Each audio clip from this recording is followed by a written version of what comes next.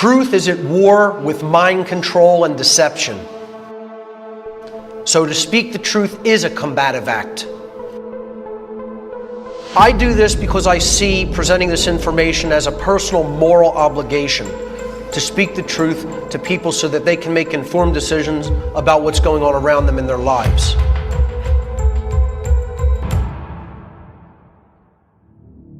Satanism and the dark occult. This is something that I have direct, personal, experiential knowledge of, not something that I learned in books. Truth has always been here for us to perceive. The ego is in the way of that perception, however.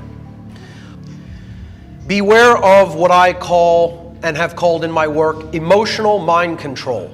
Emotional mind control means that you're going to gauge information based upon how it makes you feel, as opposed to looking at the actual data and trying to determine whether it is actually true or not. Okay? So, two things that I ask everyone always to do when I present is set aside your personal perceptions of me as the presenter. I'm not the important one here. Okay? The information is what is important. So if you don't get distracted by the sound of my voice, my tone, how I dress, what I look like, all these things are trivial. Okay? Pay attention to the information. And be consciously aware that if you reject information just based upon how it makes you feel, that is a logical fallacy. You cannot gauge the veracity or the truthfulness of information upon a visceral emotional reaction that you may have to it in the moment. So I tell people, ignore this information that I'm about to present here today due to your own ego bullshit at your own peril. The other thing I want to say to people whose ego might be a little bit, run away is, and I hear this all the time when I start to talk to people about the occult. They'll say to me, I don't believe in that stuff. That's somebody else's religious belief, and therefore it has no effect upon me. Well, you don't need to believe in something that someone else believes in for it to have a profound impact in your life. I look at it as possibly the most naive and foolish mindset on the face of the earth to say, well, I don't need to look at that stuff because I don't believe that it's real, and so I don't think it can have any effect upon me. I tell people this is the equivalent of stating, no one's crazy religious beliefs can possibly affect me, even if they violently act upon those beliefs in a way that can do me extreme harm. I mean, that's insanity. There are a lot of religious extremists out there in the world, and they're willing to act upon their extremist, nonsensical belief system. It doesn't make a difference whether you believe in what they believe. You don't need to believe in what they believe. They believe in it, and they're willing to act upon it. You know, I mean, this is just common logical sense. I mean, extremists that go and shoot up Planned Parenthood, you can get caught in the crossfire as you're walking to work. Extremist Islamic religionists can do crazy violent acts, and people can be affected. You don't need to believe in what they believe in. So please keep that in mind moving forward with when I talk about the belief systems of the people who are currently running the world. The other question I ask people when I talk about the occult is, who are you willing to listen to? Are you willing to listen to somebody who just read about it in book knowledge? They took it secondhand. Or are you willing to listen to people like myself and Jay Parker who were directly involved? We came from the other side. We came from the other team. I was a priest within the religion of Satanism for years. The word occult is derived from the Latin adjective occultus. Occultus means hidden from sight. A lot of people think occult means evil. It does not. It never has meant evil. It only means hidden. Okay, the Latin adjective occultus, meaning hidden, comes from the Latin verb occultare, which means to hide or to conceal or to keep secret. These terms are both derived in turn from the Latin noun oculus, meaning eye. So occultism is related to vision. It is related to what we are capable of seeing, capable of perceiving or not perceiving. C.W. Leadbeater, an occultist from the 20th century, said, "How shall we define occultism? The word is derived from the Latin occultus, meaning hidden, so that it is the study of the hidden laws of nature. Since all the great laws of nature are in fact working in the invisible world, far more than in the visible, occultism involves the acceptance of a much wider view of nature than that which is ordinarily taken. The occultist then is the man who studies all of the laws of nature that he can reach or of which he can hear.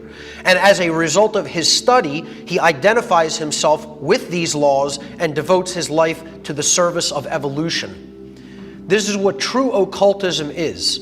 It is the recognition of the laws that ultimately govern the universe, and it is the study of those laws. Though, as we will see, those laws are operating in the personal domain and they're operating in the physical domain. So they're operating in the physical and the metaphysical domains. Occult knowledge is held by very few people, unfortunately, because a priest class, a super class of occultists, decided to sequester that knowledge and use it for their own selfish benefit.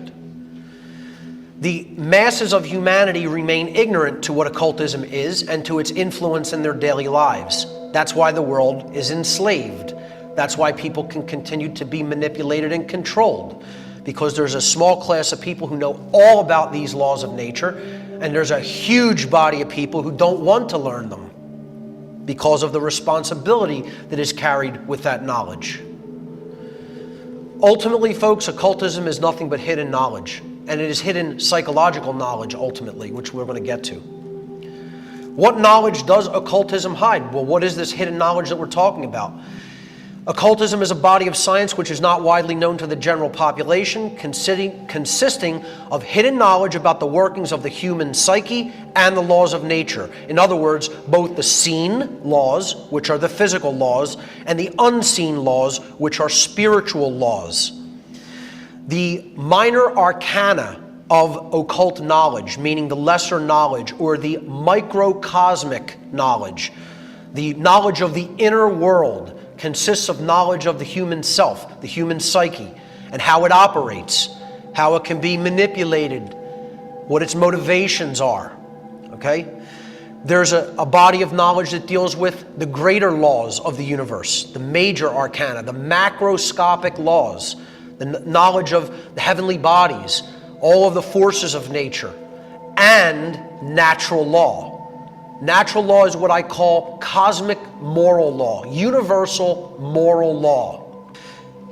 The major arcana also consists of the physical laws of science, which in many cases are occulted, because the people who are in control don't want us to even understand how the physical world really works, let alone the metaphysical, spiritual laws. So this is the knowledge that ultimately occultism is comprised of. And I always ask people when I explain these two bodies of knowledge, what knowledge of any true importance is not contained in those two bodies of knowledge? And if you kept those two bodies of knowledge secret from other people and you sequestered it, how much of a number do you think you could do on people who just remain completely ignorant of that information? Do you think you can completely control them? Well, I don't think that that's been done. I know it's been done. Another thing people will argue and debate is that no one should be looking into the occult at all. Oh, don't look into that stuff, it's bad. Well, we already dismissed that myth that this is just something that's bad. It just means hidden. What happens with it is determined upon what kind of consciousness the individual or groups of people are doing with that knowledge. How do we use it? You know, that's the main question that needs to be asked. How is this knowledge being used? It's not that we shouldn't look into it or understand it. It's a neutral tool, as is all knowledge. All knowledge is neutral. There is no such thing as good knowledge or bad knowledge. There's just knowledge and what we do with it. So the consciousness of the wielder of this knowledge determines whether that information and knowledge is going to be used for good or evil. It's like you could take a very sharp knife and you could cook a healthy meal. You could prepare a healthy meal for your family and friends with it. And that would be something that is good. Or you could take that knife and you can go out and rob somebody with it at knife point, which is an act of coercion and evil. It's the same knife. It's the same tool. A different consciousness is wielding the tool for a different purpose. I think people have to be much more grown up about how they think about occult knowledge. This is not something that is forbidden. Occultists, dark occultists, want us to think of it as forbidden so that we don't learn what they know and start empowering ourselves with it. Occult knowledge is, however, a double-edged blade. The knowledge contained within the occult sciences can be used for good, the uplift of human consciousness, or evil, manipulation, control, and slavery. I consider myself a de-occultist, meaning I am trying to unveil, unhide this information so that it can be given to everyone on an equal basis. They can understand how it is being used and they can empower themselves with it. Then the playing field is leveled. That's real equality. That's going to be the pathway to real freedom, is this knowledge. Dark occultists, on the other hand, always hide this knowledge for only one reason. They hide it in order to create and maintain a power differential between those who hold this kind of knowledge and those who remain ignorant of it. Dark occultists work through fear and manipulation to bring about compliance with their own selfish will. That is dark magic. Their work, their dark great work, is always done in secrecy, and it is constantly contravening the freedom and prosperity of all but themselves. Dark occultists have completely infiltrated and permeated all institutional walks of life on this planet. They maintain their control over the human population through their manipulation of these institutions. This manipulation and control is not only possible, but it's relatively easy for them to accomplish because the structure of all the institutions that they run and that they have set up on the face of the earth is based upon hierarchy and compartmentalization. Hierarchy means a chain of command, or really a chain of obedience. Therein lies the problem, the chain of obedience in hierarchy. And compartmentalization means one hand doesn't know what the other hand's doing. All these groups seem to work completely in isolation from each other, but they're ultimately controlled by one overarching agenda that knows how they're all fitting together like pieces of a puzzle. That's compartmentalization.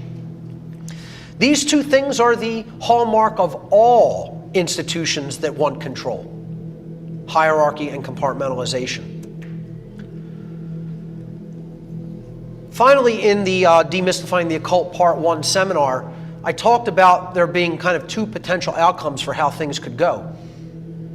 And, I liken this to the Great Seal on the back of the $1 bill, because that seal is about this time that we're living in being a great transitional time period for the earth and its people.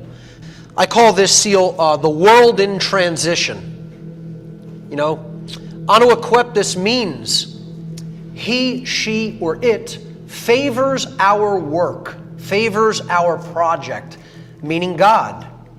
God favors our work. Well, which God and which work is the two questions that need to be asked there. Does the God of creation favor your work?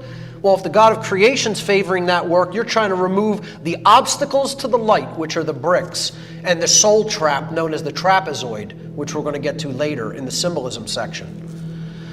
If you remove that, the light joins up with the earth and there's no block to the light. There's nothing to weigh us down. This pyramid being built up is the dark occultist, the dark builder's great work of blocking out the light of the Creator from the world. The true great work of light occultists is the distribution of occult knowledge freely to humanity, thereby ending the slavery of humanity by eliminating the widespread ignorance which dark occultists exploit to gain and maintain their control. On the other hand, if the dark occultists complete their dark New World Order, you have a world based in darkness and slavery, a world without light, without the light of the divine. The great work of dark occultism is to keep humanity in a state of general unconsciousness and slavery, and to tighten that control until they obtain a threefold objective. They wish to be invincible, invisible, and immortal. That is the goal of the dark occultists. They want total control. They want nobody to be able to see their total control or who they are. And they want to live forever in the physical world. In other words, they want to maintain and tighten that control to the extent that they literally become God on earth. That is what dark occultism is all about.